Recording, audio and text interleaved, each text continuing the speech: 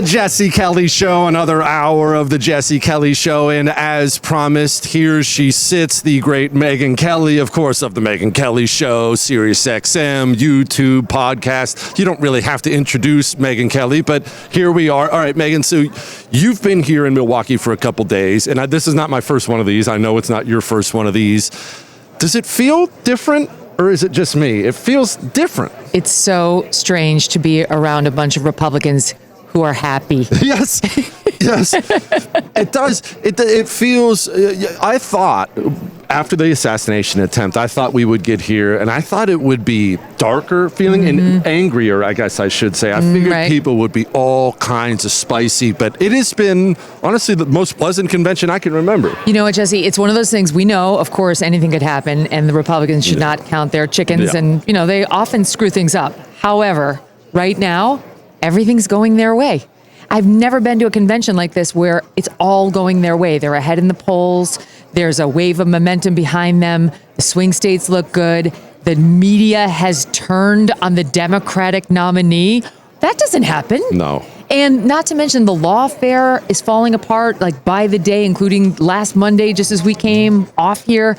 It's just all these things happened. And then on top of it, Trump survived an assassination attempt heroically to the point where he even had to be praised by some CNNers, not the MSNBCers, but it's just, the world is upside down and Republicans are used to being embattled and the scourge of the media and behind in the polls. And even if they're not, the media says they are. And it's just, everything's flipped. Okay, let's actually focus on that because we're going to come back to Biden, whether or not he politically survives this in a moment. But I was actually talking with a senator last night, and he said, Jesse, my biggest concern right now, maybe he was just being paranoid, he said, is overconfidence. He said, every consultant I talk to, other senators, House members, they're talking 55, 56 seats in the Senate, owning the House. It's like the midterms. That's fine, right? Yeah, that's exactly right. So I don't want to be Mr. Cynic. I don't want to be Debbie Downer. But if we were to blow this, or it wasn't as big as we want it to be, how would that happen? I don't want to count my chickens, but I don't understand how we could blow it from here, but I'm sure we could. How would we do that? I mean, the biggest thing I worry about is that Democrat turnout machine. Yeah. And, I don't know. I think this is why Republicans have problems with mail-in balloting. They don't trust the system, and they don't trust the Democrats not to do something with the ballots. And I understand that hesitation. That's the biggest worry I have is just, Trump keeps saying we got to win by a big margin in order for them not to steal it. That's not how I would put it. But I do think he needs to win by a big margin. Either way, it has to go by a big margin. Otherwise, the other side won't accept it. And there's no way the Democrats are winning by a big margin in this particular race.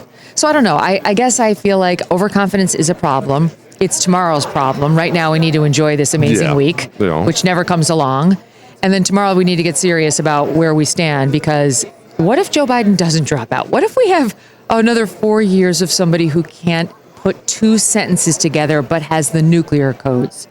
And if he does sub out, there's going to be a new wave of overconfidence because there was a poll that just dropped today showing Trump's ahead of Kamala by a bigger margin. 10 points last I saw. Then he's ahead of Biden. And she's a less inherently likable person. So the Republicans are going to be like, she's toast.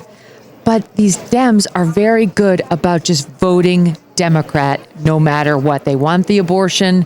They want their government checks. They want their taxes. They vote with a purpose. Yeah. So you're right not to count anything. Okay, so let's talk about the Biden news. I have a hard time. We've talked about this, you and I, before. I have an ongoing bet with Buck Sexton about this whole thing. Does he drop? Does he not drop? Buck says he stays. I say he goes. Okay, set that aside.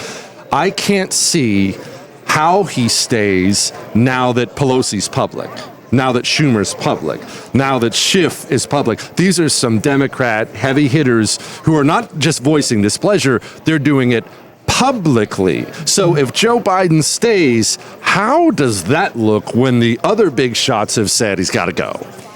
Well, they're not going to allow it. That's what we're seeing. Yeah. You're going to win your bet. Yeah. Because this is sort of all part of the extortion campaign where they went to him nicely and they said, it's a nice puppy you have It'd be there. nice. Yeah, right? And now we're at the phase of like, I'm going to spend some time with your puppy without you around. Sorry, no one wants to hurt a puppy. Anyway, they're doing all the leaking. Right? There's a reason Adam Schiff just came out in California with this op-ed saying he's got to go. He never would have done that if Pelosi hadn't blessed it. She's his master. And so they're starting to, twist the knife. Like, it's only going to get more painful for you from here, Joe. And by that, we mean Jill. He can leave now with his dignity, or he'll leave later without any of it, without his dignity. And even today, there was a piece in Axios talking about how they're threatening him, and you'll lose your library. Oh, boo, effing who. But this is what they're going to do. They're going to try to ruin him if he doesn't leave willingly. And at some point, Jill, who does care about power and legacy and I guess money post-presidency, I think will be forced to go to him and say, they're ruining us. We've got to go.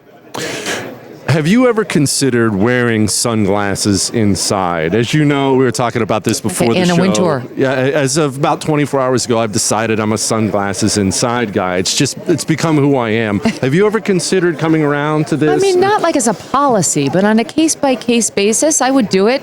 I occasionally. I do want to avoid the Anna Wintour relationship. She's not a good person. But I have dry eye, and so the bright lights often bother me. And I think, maybe I'll get on board. Well, they bother you. They don't bother me anymore, Megyn, because I have my sunglasses Why? on. What brought you over? Tell me about your evolution. Well, one, these are a prescription, so I can't make out people's faces anymore here. So that's a problem because I'm 42 going on 92. My eyes are apparently going to crap on me. Already? So that was a big part of it. I look really good, especially because my hair has fallen out to the point where I have to buzz it. So I've got to compensate for things right now, Megyn. You don't have this problem, okay? These are problems so that sure. I have that you don't have. I had to wear the hat because for the listeners, I'm wearing it looks like a MAGA hat, but it really reads "Make Women Female Again," because it is like a wind tunnel out there on my set, and it was starting to look like I just gotten out of bed after like a hot and sexy night, and that's not really appropriate for daytime news. No, it's not. Okay, speaking of women, let's finish up with this. Obviously, single women have been a huge problem for Republicans for the longest time, and that problem is getting worse. Married men vote Republican, married women vote Republican. This is just how it goes. Single men vote Republican, but single women by a margin of something like 70-30 vote Democrat. That is something the GOP has very ham-fistedly tried to change. Is that something that can change? There's very clearly just a natural inclination of single women to go left. I can't explain it, but maybe you can. I don't know that they're going to change that. I think single women are very worried about abortion, and the Republicans are not their party on that, even by saying it's a state issue, which is better than we want to ban it in all 50 states. But I think they're naturally worried more about having their right to get an abortion. That's how they would phrase it. And I also think that in some ways it's not their fault because I have a daughter. I see what schools do to the young girls. Like they really try to play on their empathy to start indoctrinating them on their left-wing causes. If you're a good person, if you're a kind and empathetic person, this is how you will feel about this issue. Right? Trans women are women, sweetheart. That's what the nice people would say and accept.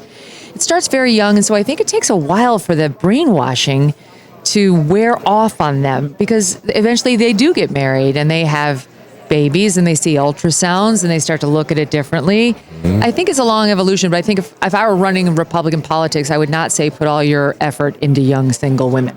Yeah, that's probably a lost cause. She's Megyn Kelly. You know where to watch Megyn Kelly. Listen to Megyn Kelly, Sirius XM, of course, which is amazing. YouTube, podcast. Megyn, I appreciate you very much. Even if you're not wearing sunglasses, I appreciate you a lot. Next time. Look forward to it. Thank you. You look great. Megyn Kelly, everyone.